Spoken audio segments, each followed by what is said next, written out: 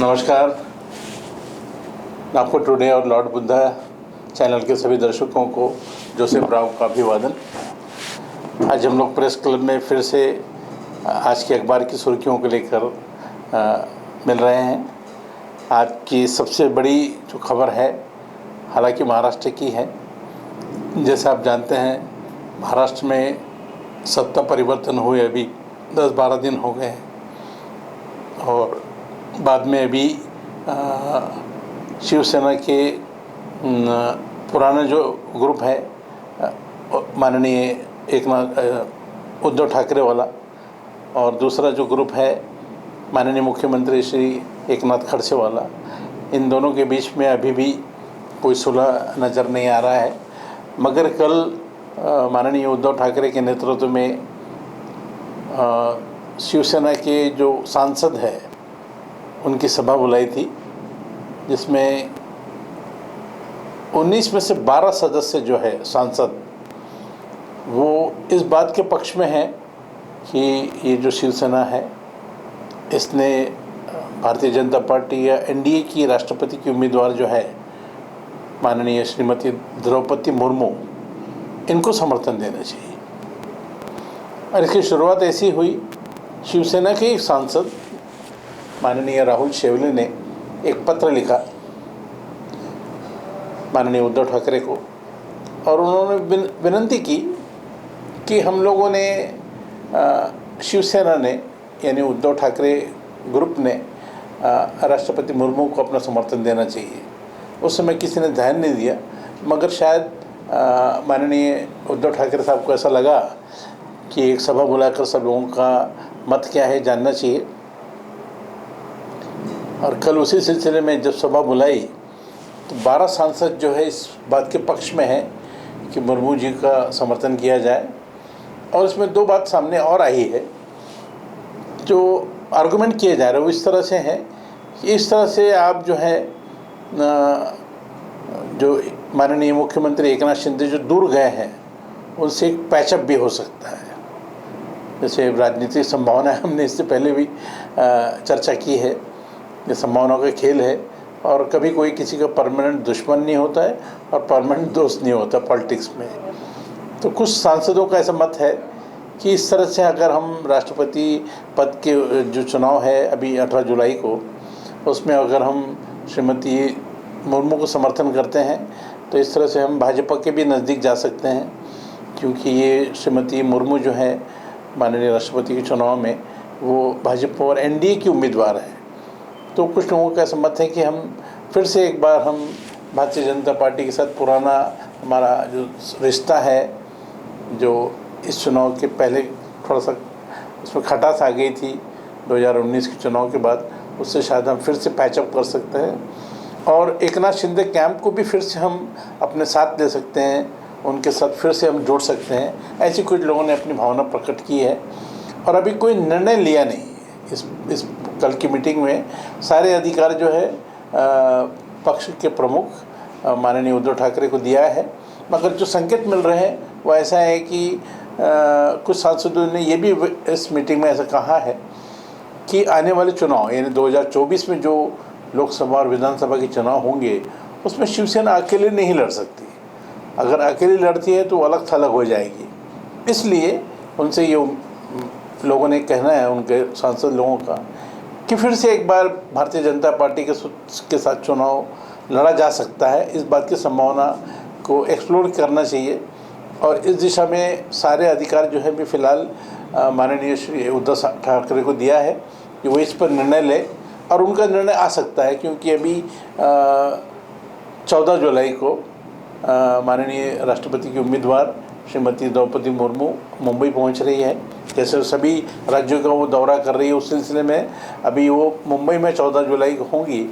शायद हो सकता है 14 जुलाई के पहले, यानी 2 ही दिन बाकी है अभी, आज 12 जुलाई है, 2 दिन आज और कल में कोई फैसला आए और माननीय उद्धव ठाकरे के नेतृत्व वाली शिवसेना जो है या उनके जो सांसद है पूरे 19 के 19 जो है, जब एक मत हो जाएंगे या कोई फैसला लेंगे तो शायद हो सकता श्रीमती मुर्मू को समर्थन दे। इस तरह से वो पूरी तरह से भारतीय जनता पार्टी के जो उम्मीदवार हैं उनसे सहमत होंगे और उनके पक्ष में मतदान होगा। एक बहुत बड़ा कदम होगा शिवसेना की दृष्टि से। हालांकि शिवसेना का एक पुराना इतिहास भी देखा जाए तो ऐसा है कि वो हमेशा कभी कभी प्रवाह के विरुद्ध भी गए हैं। हमेशा उन्होंने ऐसा कुछ किया करा है कि वो प्रवाह के विरुद्ध भी गए हैं। जब कांग्रेस की उम्मीदवार श्रीमती प्रतिभा पाटिल माननीय राष्ट्रपति के चुनाव में कांग्रेस ने खड़ा किया तो शिवसेना पहली पार्टी थी और उसमें शिवसेना के संस्थापक माननीय बाला साहब ठाकरे जीवित थे। उन्होंने समर्थन जाहिर किया। उन्होंने घोषणा की कि शिवसेना जो है श्रीमती प्रतिभा पाटिल को समर्थन करेंगी। उनका उस समय आर्गूमेंट ये था कि ये महाराष्ट्र की महिला है, महाराष्ट्रीयन महिला है और महाराष्ट्र से संबंधित है, इसलिए उनको हम शिवसेना जो है हमारा प्रेफरेंस जो है, हम आइडियोलॉजी में नहीं जाएंगे और हम एक महिला और महाराष्ट्र से संबंधित है इसलिए उनको समर्थन देंगे। तो ऐसा हुआ था पिछली बार। तो अभी देखना होगा कि ये जो चुनाव है अभी 18 जुलाई का, इसमें कल परसों में क्या फ़ैसला आता है और अगर ऐसा हुआ तो ये इसके बहुत दूरगामी परिणाम होंगे। हो सकता है जो बीजेपी के साथ जो अंदरूनी उनका जो कला है, अंतर कला है और जो लोगों को दिखता है कि दोनों पार्टियों में फ़िलहाल बहुत जम के एक दूसरे का विरोध हुआ है, एक दूसरे को नीचा दिखाने की कोशिश की है, एक दूसरे की वन अप की जो राजनीति हो रही थी उसमें शायद कुछ ठहराव आएगा और अभी देखना होगा 1-2 दिन में, आज या कल में इसका फैसला आ जाएगा। तो सभी को इंतज़ार करना होगा। दूसरी सबसे बड़ी खबर है कि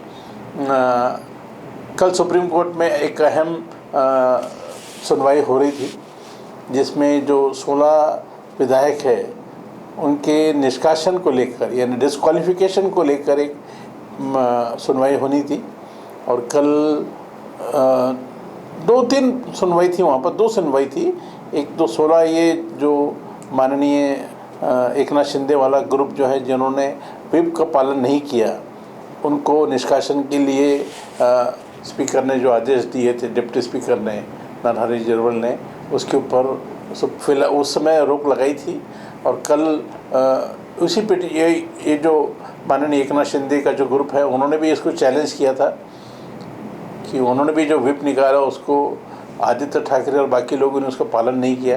ये दोनों कल पिटीशन सामने आई और सुप्रीम कोर्ट ने फिलहाल उसके ऊपर दोनों पार्टियों के ऊपर रोक लगा दिया। दोनों पिटीशन उन्होंने सुनी और इसके ऊपर कोई भी फैसला नहीं लिया है और कहा है कि इसमें जल्दी काहे की है।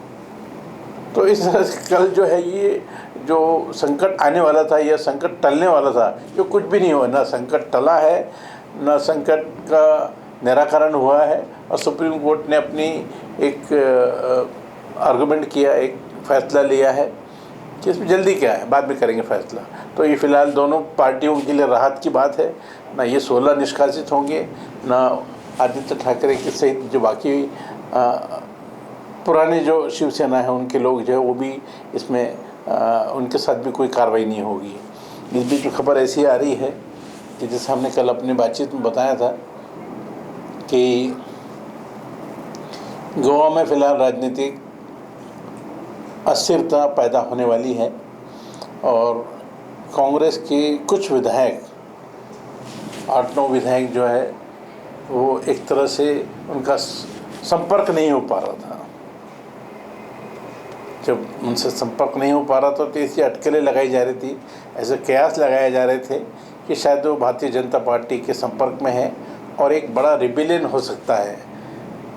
जो हमने कल भी बताया, माइकल लोबो जो पहले भारतीय जनता पार्टी में थे और मंत्री भी थे, और जो कलुंगुट जो बहुत प्रसिद्ध टूरिस्ट स्पॉट है गोवा का, वैसे तो गोवा पूरा गोवा ही टूरिस्ट स्पॉट है, मगर वहाँ जो है वहाँ से विधायक है वो, और उन्होंने चुनाव के कुछ दिन पहले भारतीय जनता पार्टी छोड़कर कांग्रेस में शामिल हुए थे और कांग्रेस में उनको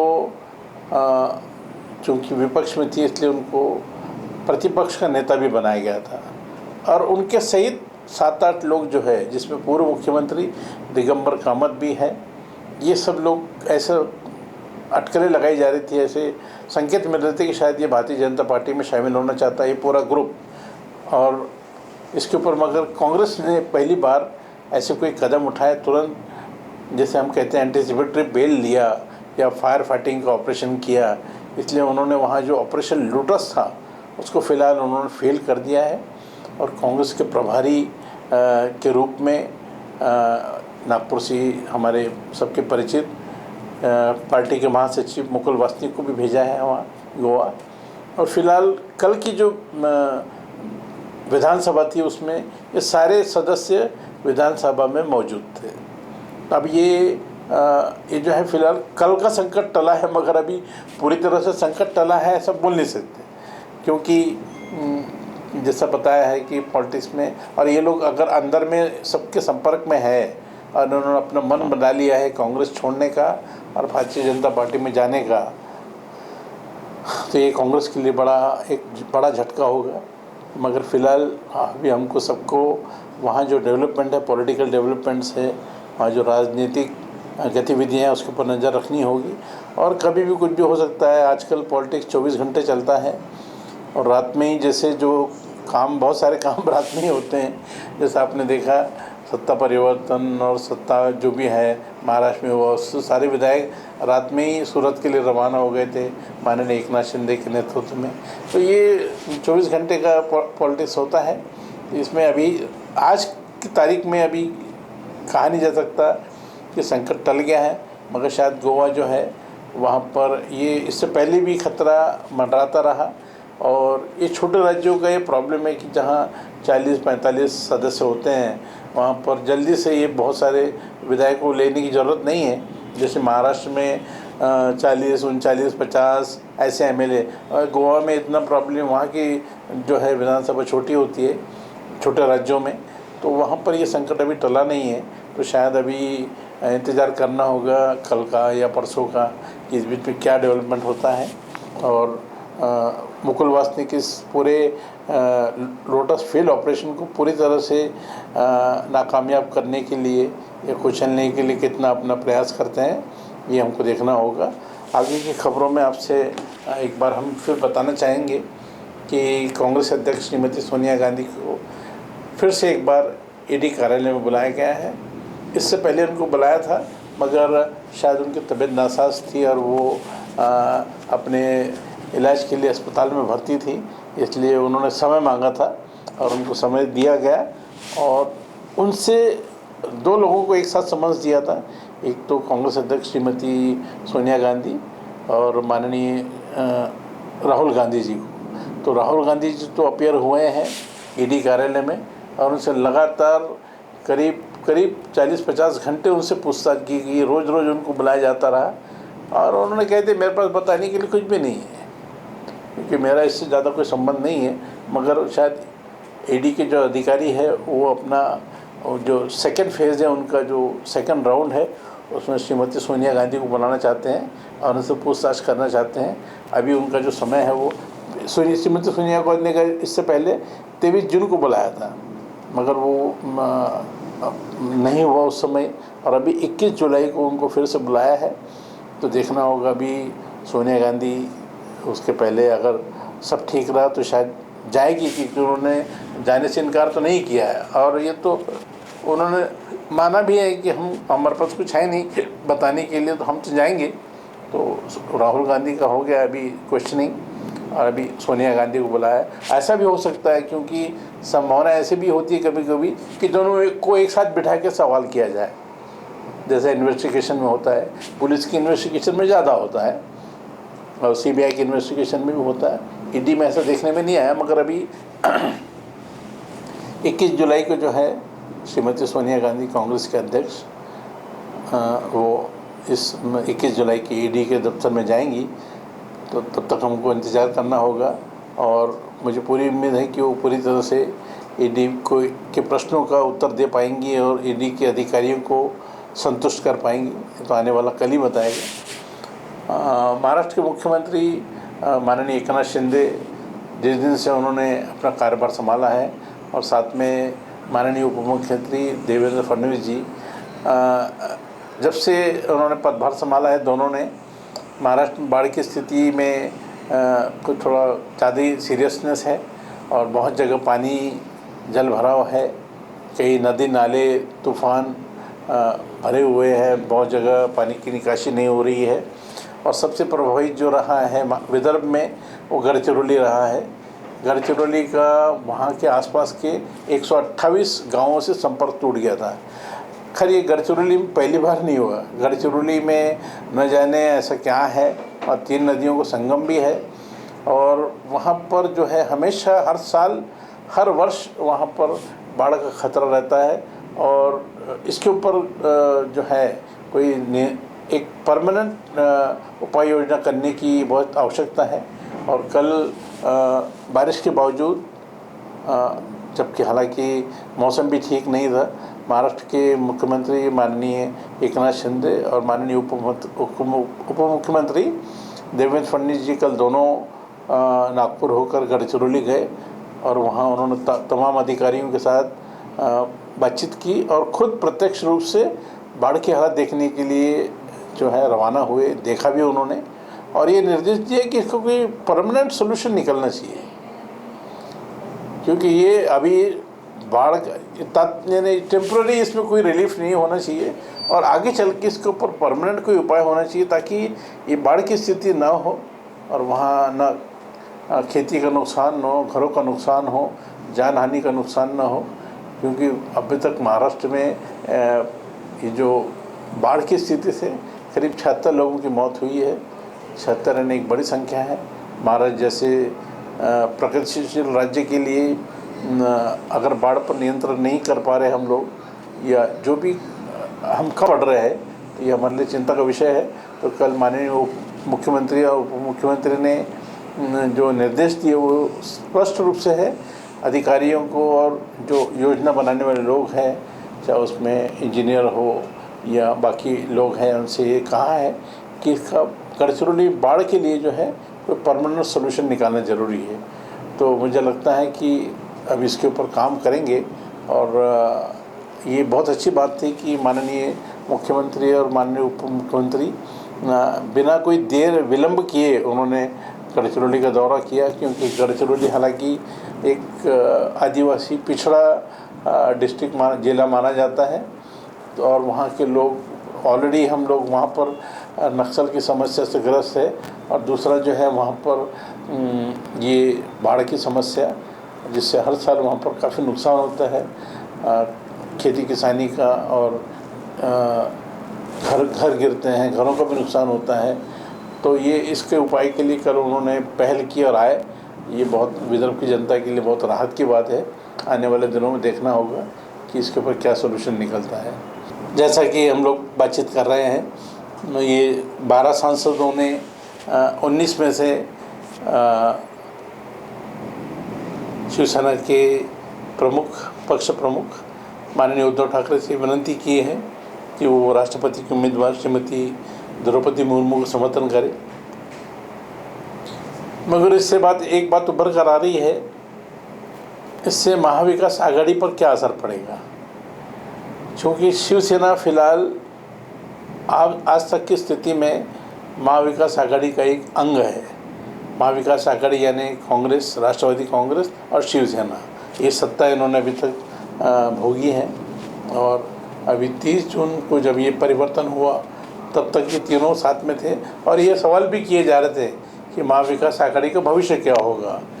अब ये बहुत मज़ेदार होगा अगर ये 12 सांसद और या 19 सांसद के अगर माननीय उद्धव ठाकरे सुन लेते हैं और श्रीमती द्रौपदी मुर्मू को अगर अपना समर्थन देते हैं, तो निश्चित रूप से कांग्रेस और राष्ट्रवादी कांग्रेस में एक नाराज़गी होगी।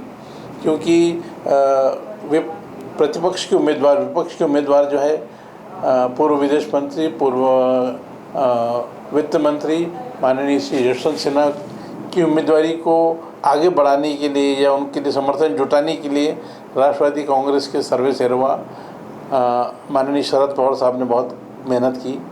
उन्हीं के निवास पर 1-2 सभाएं हुई, और पहली जो सभा जो थी वो पश्चिम बंगाल की मुख्यमंत्री माननीय श्रीमती ममता बनर्जी ने बुलाई थी, जिसमें माननीय शरद पवार साहब और बाकी सभी लोग उपस्थित थे।